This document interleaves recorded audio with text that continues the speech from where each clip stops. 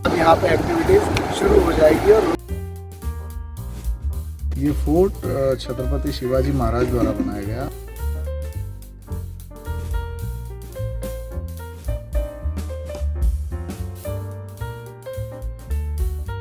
इसके अलावा रस्सी बनाने के काम तो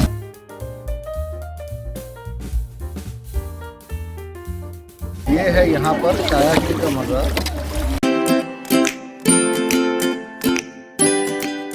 नमस्कार, सलाम, सत श्री अकाल। मैं हूँ राकेश। स्वागत है आपका ट्रैवल भाई में। तो आज हम साउथ गोवा का टूर शुरू कर रहे हैं और साउथ गोवा में बहुत खूबसूरत बीचेस हैं और काफ़ी बीचेस हैं। उनमें से सिलेक्टेड बीच का टूर हम करेंगे। आज की शुरुआत कल तो आपने देख लिया कि पंजिम का टूर लगभग हो गया। अब यहाँ से शुरू कर रहे हैं हम वारका से, क्योंकि मैं वारका के पास ही मैंने साउथ गोवा के लिए अपना हब बनाया है। तो वारका से हम शुरू करके हम थोड़ा सा साउथ की तरफ जाएंगे और साउथ की कुछ बीचेस जो हैं, वारका को हमने सेंटर रखा है। वारका से हम साउथ की तरफ जाएंगे। कुछ बीचेस में हम कुछ म्यूज़ियम्स देखेंगे। उसके अलावा मडगांव सिटी है। अगर शाम तक ये बीच टूर और म्यूज़ियम हो गए तो मडगांव सिटी विज़िट करेंगे।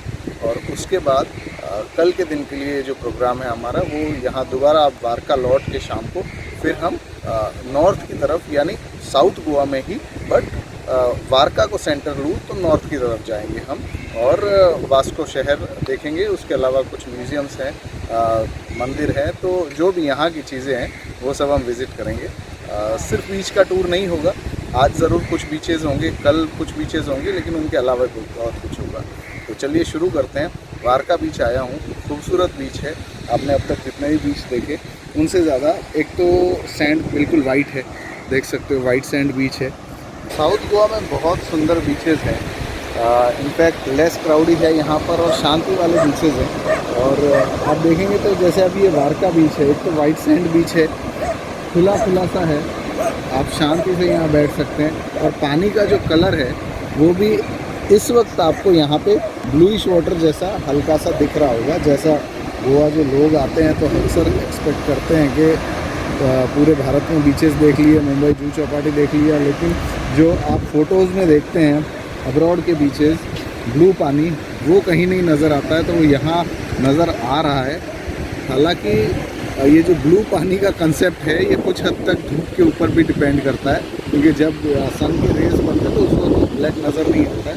शाम होते होते थोड़ा सा कलर उसका अलग नज़र आता है। ये पानी डेफिनेटली ये आपको इस वक्त ये ब्लूइश वाटर नज़र आ रहा है और बिल्कुल चमक रहा है सूर्य की किरणों से। बहुत अच्छा नज़ारा है यहाँ पर। देखिए एकदम खाली बीच है, बिल्कुल कुछ लोग हैं यहाँ पर, बट स्टिल ये बीच आपको बहुत अच्छा लगेगा। वारका बीच नाम है। लोग यहाँ एकदम रिलैक्सिंग मोड में बैठे हैं, ना कोई डांस है ना म्यूज़िक है, बस सिर्फ रिलैक्स।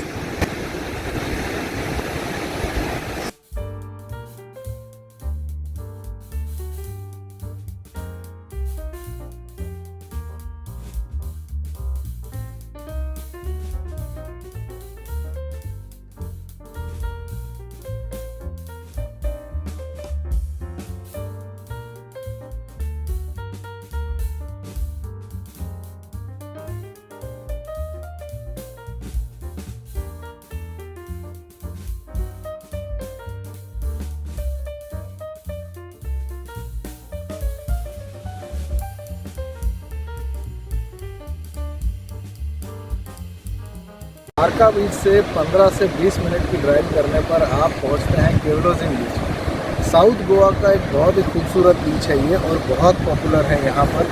जिस तरह नॉर्थ में कुछ पॉपुलर बीचेस हैं, बागा, कंदोलिम, कलंगुट, स्थल, वैसे यहाँ पर ये बगमालू बीच है, केवलोजिन बीच है, कोलवा बीच है, ये कुछ पॉपुलर बीचेस में से हैं।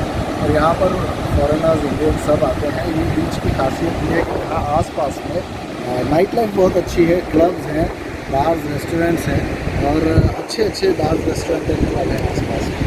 तो इस वजह से भी ये फॉरेन टूरिस्ट के बीच में बहुत ज़्यादा लोकप्रिय है। ये बीच इस साउथ गोवा में कम बीचेस है जहाँ से बोटिंग या डॉल्फिन वॉच वगैरह होते हैं। इनमें से ये एक बीच है, यहाँ से आप डॉल्फिन वॉच वगैरह के लिए जा सकते हैं, लेकिन बोट्स जनरली सुबह निकलती है 8 बजे के आसपास। तो 8, साढ़े 8 बजे आप यहाँ आएँगे तो आप ये चीज़ें कर सकते हैं।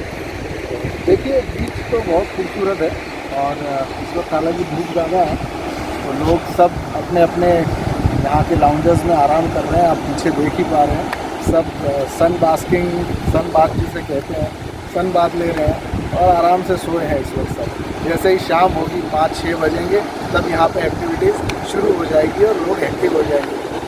तो चलिए अब यहाँ से आगे चलते हैं, आप बीच का नज़ारा देखिए और मैं निकलता हूँ आगे।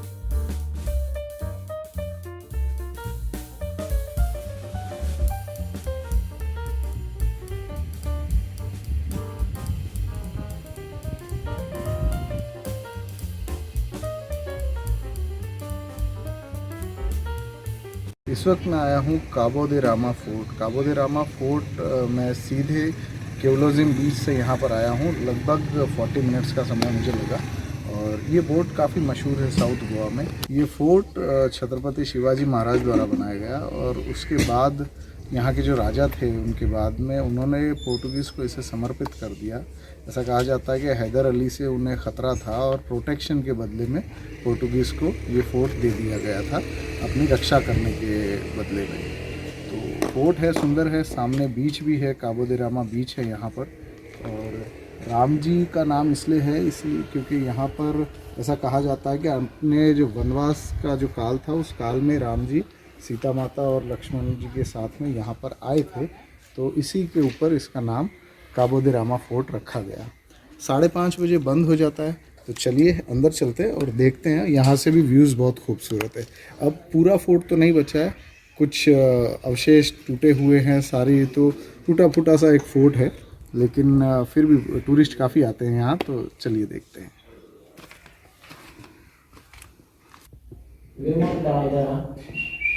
हेलो,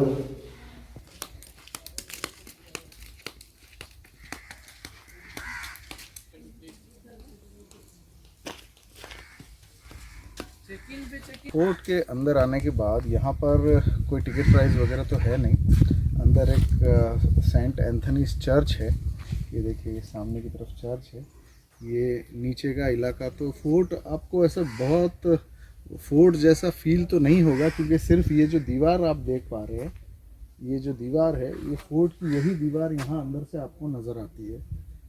अब हम वहाँ जाएंगे एक व्यू पॉइंट के लिए, तो देखिए सामने सीढ़ियाँ दिख रही है, वहाँ चलते हैं, वहाँ से व्यू अच्छा मिलेगा। सामने शायद समुद्र का व्यू, खुला व्यू मिलेगा वहाँ से।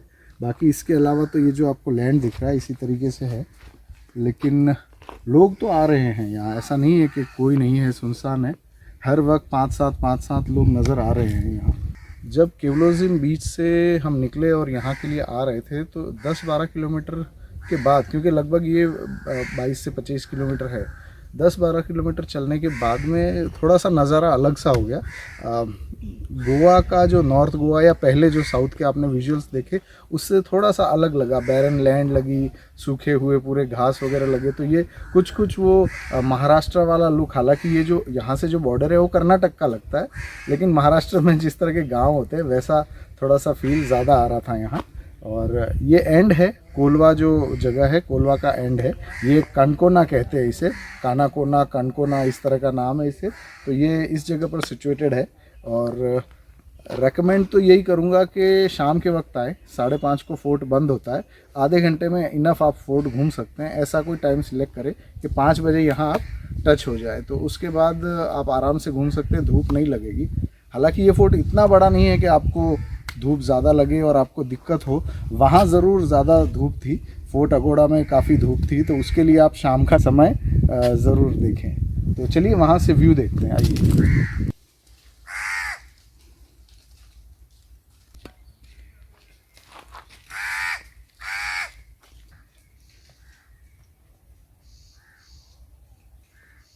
धूप तो बहुत ज़्यादा है यहाँ, लेकिन नज़ारा आपको दिखाता हूँ। व्यू देखिए यहाँ से, ये देखिए नज़ारा देखिए। इस वक्त तो धूप ज़्यादा है, छाँव के वक्त यहाँ आप आराम से फ़ोटोग्राफी कर सकते हैं, फ़ोटोज़ भी बहुत अच्छे आएंगे। ये देखिए, और जो मुझे जो नीचे पानी दिख रहा है वो मुझे क्रिस्टल क्लियर दिख रहा है। वहाँ पे नीचे के पत्थर भी मुझे नज़र आ रहे हैं यहाँ से, इतनी ऊंचाई से। तो यहाँ का कम से कम ये जो पानी है बहुत क्लियर है, ये नज़दीक का। कैमरे में तो मुझे नहीं लगता उतना आ रहा होगा, लेकिन ये आगे जो शोर पे मुझे पानी दिखाई दे रहा है ये बहुत क्लियर पानी है।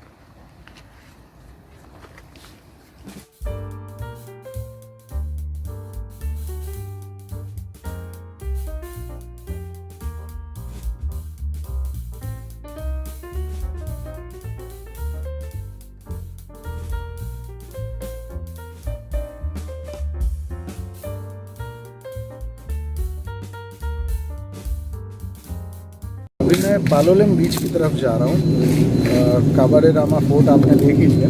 ये देखिए नारियल कितने हैं यहाँ पे, ये कोकोनट्स, ये देखिए कितना बड़ा है। तो ये पूरा भंडार है यहाँ कोकोनट का। गोवा में तो बहुत होते हैं, हालांकि ऐसा नहीं है कि बहुत सस्ते होते हैं आपके सिटी से। और जो आपके सिटी में अपने मेट्रोज में जो 50-60 रुपये में नारियल मिलते हैं, लगभग यहाँ भी वही रेट है।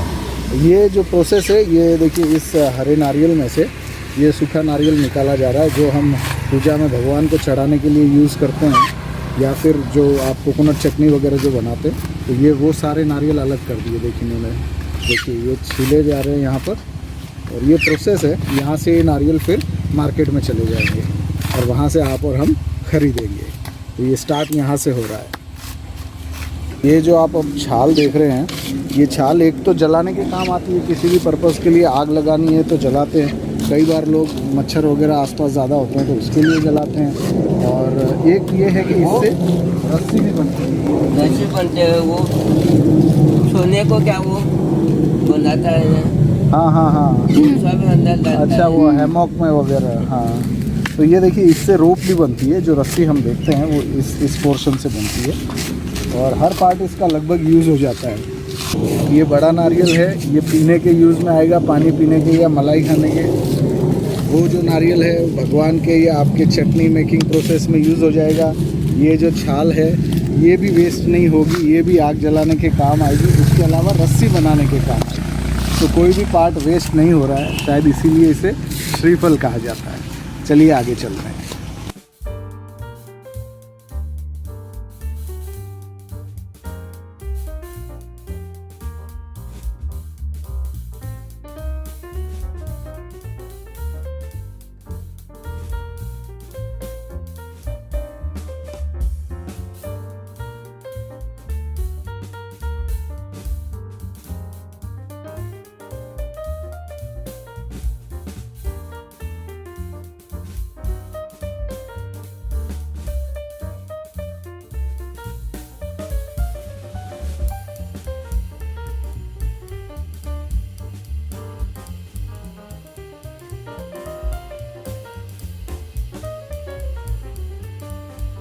पालोलेम जाने के रास्ते के बीच में आता है कोला बीच। बहुत ही मशहूर बीच है ये भी यहाँ का।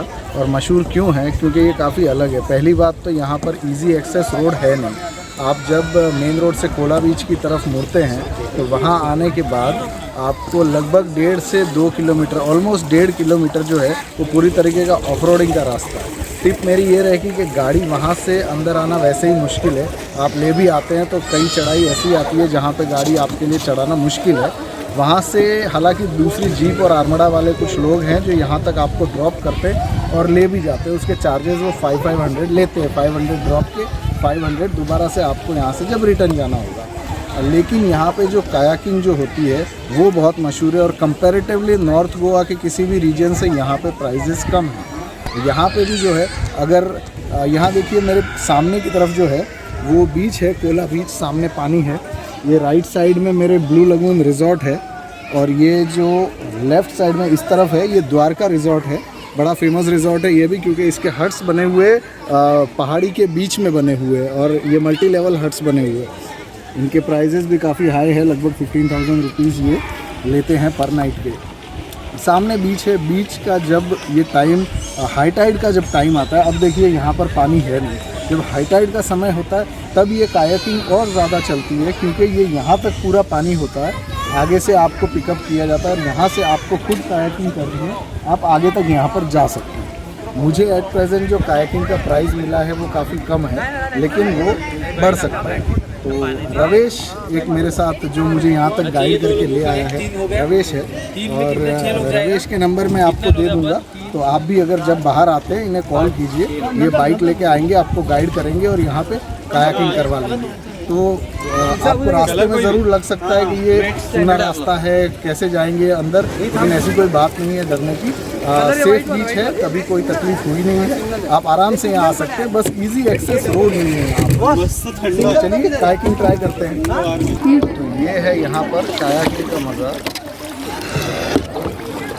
पानी लो है, लगभग 2-2.5 फुट का पानी है ये, और अगर आप हाई टाइड के वक्त आते हैं तो और ज़्यादा मज़ा आएगा। आधे घंटे का यहाँ पर टाइम मिलता है और प्राइजेस कम है, 200 रुपीज़ पर पर्सन का प्राइस है। तो दूसरी जगह अगर आप ये करेंगे तो आपको 1000, 1500 कुछ भी हो सकता है। ये बीच थोड़ा सा ये हमारे कायाकिंग का थोड़ा सा यहाँ पर लोग सब लगभग सीख ही रहे हैं, और जितना पानी लो होता है उतना ये चलाना थोड़ा सा डिफ़िकल्ट हो जाता है। तो बस सब यहाँ पर मज़े कर रहे हैं। आधे घंटे के टाइम तो यही टाइम पास है। इसे चलाने का पैटर्न बिल्कुल ईजी है, ऐसे कोई बहुत बड़ा मुश्किल नहीं है, क्योंकि जैसे आप ये इस तरीके से इसको दोनों साइड से इस पैडल को, इसे चप्पू कहते हैं वैसे, इस पैडल को आप चलाएँगे तो ये आगे की तरफ बढ़ेगी। और अगर आप जब एक साइड से, अगर आपको घुमानी है, अगर आप चाहते हैं कि आपकी बोट लेफ़्ट साइड घूमे, तो आपको राइट साइड में इस तरीके से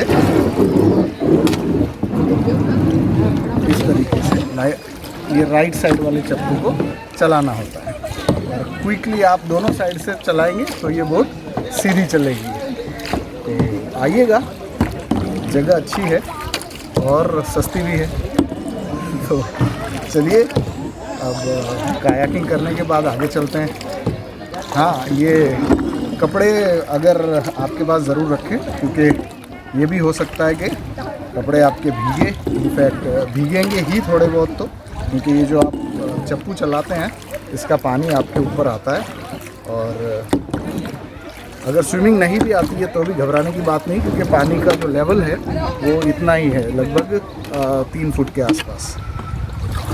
चलिए फिर आगे चलते हैं।